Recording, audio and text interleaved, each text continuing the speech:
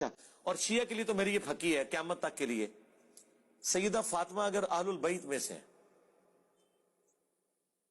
تو سیدہ ختیجہ کیا اہل البیت سے خارج ہے جو ان کی ماں ہے؟ بتائیں۔ نہیں، وہ کہتے ہیں معصومیت والا عقیدہ نہیں وہ میں بعد میں آؤں گا، پہلے اہل بیت پہ آ جائیں۔ ہاں معصومیت والا عقیدہ تو قرآن سے ثابت کرنا پڑے گا، تو بڑے لیول کا عقیدہ ہے نا۔ نہیں، وہ ریجس سے ثابت کرنا چاہتے ہیں نا، نہیں ریجس پاک سے، وہ ٹھیک ہے، وہ کہتے ہیں اس میں نہیں شامل۔ اچھا یہ اگر پاک والا ہے وہ تو قرآن میں اللہ تعالیٰ نے غزوہ بدر احد کے اوپر بھی آیات نازل کی ہیں کہ ہم نے بارش نازل کی تاکہ تم سے گندگی دور کر دیں، صحابہ کرام کو کہا ہے 313 تھے وہ بھی پاک نے قرآن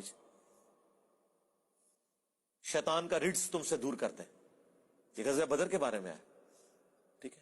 اس طرح نہیں، یہ تو عقیدہ ہے ڈیوائن اور پھر آگے پورے کے پورے معاملات، ٹھیک ہے۔ وہ میں ادھر آ رہا ہوں، مولا علی کی حدیث ہے بخاری و مسلم میں کہ نبی علیہ السلام نے فرمایا اگلے وقتوں میں اللہ نے مریم کو تمام جہان والوں پہ فضیلت دی تھی اور اس میری امت میں ختیجہ کو تمام جہان والوں پہ فضیلت دی ہے، ٹھیک ہے۔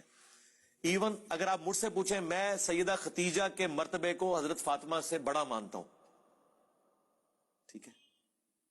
آپ کہیں گے جنتی نوجوانوں کے سردار حسن و حسین ہیں، بالکل ہے، لیکن میں حضرت علی کے مرتبے کو ان سے افضل مانتا ہوں۔ ابن ماجہ میں حدیث بھی حاکم میں بھی کہ حسن و حسین جنتی نوجوانوں کے سردار ہیں اور ان کے والد ان سے بھی بہتر ہیں، ٹھیک ہے۔ تو سیدہ فاطمہ جنتی عورتوں کی سردار ہیں اور ان کی والدہ ان سے بھی بہتر ہے اور وہ اہل البیت بھی ہیں۔ سیدہ ختیجہ کس شیعہ کی جرأت ہے سیدہ ختیجہ کو کہ اہل البیت سے فارغ ہے؟ وہ مانتے ہیں اہل البیت ان کو؟ اہل البیت مانتے ہیں لیکن بس ٹھیک ہے نا، بس کام ختم ہو گیا۔ بنو ہاشم سے تو نہیں ہے سیدہ ختیجہ۔ ہاں کوئی نہ کوئی انجینئر صاحب تو پتا چک کیسا باندھے نے نا، ہاں پھر جان ہی نکلتی ہے اس عقیدے دی۔ بس اسی حضرت عائشہ میں تو ڈسکس ہی نہیں کرنا، بیویاں تے آؤ گے سیدہ ختیجہ اس چادر تے تھلے نہیں سن جو حدیث قصہ ہے۔ ہاں سیدہ ختیجہ اگر اہل بیت ثابت ہے نا ان کے نزدیک، جبکہ وہ آل علی، آل عقیل، آل جعفر، آل عباس اور بنو ہاشم میں نہیں آتی ہیں، حضور کی بیوی ہونے کی وجہ سے وہ آل البیت ہے نا، تو بس باقی بیویاں بھی آل البیت ہو گئی، بات ختم ہو گئی۔ اصول ایک کھڑا کرنا ہوگا نا۔ ہاں یہ پکی ہے جناب، اللہ فضل پکا ہے، بلکہ پکی نہیں پکا، یہ اگلا ورژن آ گیا جی، جس طرح خطرناک کا اگلا ورژن تھا خطرے ناک۔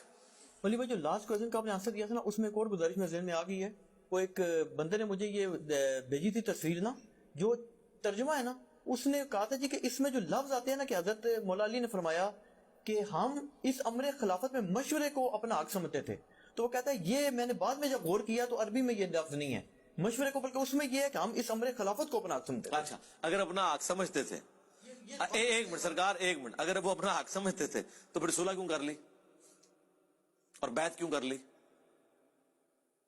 اس کی تو دلیل یہ دیتے ہیں نا، وہ کہتے ہیں جی ان کی ذمہ داری تو نہیں تھی، جیسے نبی کی ذمہ داری تو نہیں ہے لوگوں کو ہدایت پہ لانا، جب اس نے بس نبی کی ذمہ داری لوگوں کو ہدایت پہ لانا نہیں ہے، لیکن یہ اناؤنسمنٹ تو کرنا ہے نا کہ میں نبی ہوں اور مجھے مانو۔ حضرت علی نے کب خلفائے ثلاثہ کے زمانے میں یہ کہا ہے کہ میں اللہ کا خلیفہ ہوں، میں منصوص من اللہ ہوں، میں خلیفہ بلا فصل ہوں؟ ابو بکر کو پولیٹیکل لیڈر مانو اور باقی جو سارے معاملات ہیں وہ میں لے کے چلوں گا، دکھائے نا کبھی انہوں نے دعویٰ کیا، وہ تو تینوں خلفاء کے ساتھ رہے۔ اور نہج البلاغہ سے ہم نے جو خطبات پیش کیے ہیں، ٹھیک ہے، وہ حضرت عمر کے بارے میں جنگ قادسیہ میں جانے سے جو روکا، رومن امپائر کے خلاف جانے سے روکا، وہاں تو فلاں کے الفاظ بھی نہیں، عمر بن خطاب موجود ہے، اس میں تو الفاظ ہیں کہ حضرت عمر جب پریشان ہوئے نا، کیونکہ انہوں نے ارادہ کیا تھا قادسیہ میں خود لڑوں گا کیونکہ سپر پاور کے خلاف جنگ ہے، تو حضرت علی نے کیا کہا کہ اگر تم قتل ہو گئے تو مسلمانوں کی جمعیت بکھر جائے گی، اور اللہ کا وعدہ ہے قرآن میں سورہ نور کی آیت نمبر 55 کہ اللہ نے خلافت اسٹیبلش کرنی ہے اہل ایمان کے لیے، تو تم یہیں رہو، اگر قادسیہ میں ہم نے شکست کھا لی تو ہم اپنی فوجوں کو واپس بلا لیں گے اور پھر دوبارہ سے حکومت تیار کر کے بھیجیں گے، لیکن اگر تم مارے گئے تو پھر پیچھے عرب کا شرادہ بکھر جائے گا۔ وہ تو اس لیول کی گفتگو کر رہے ہیں۔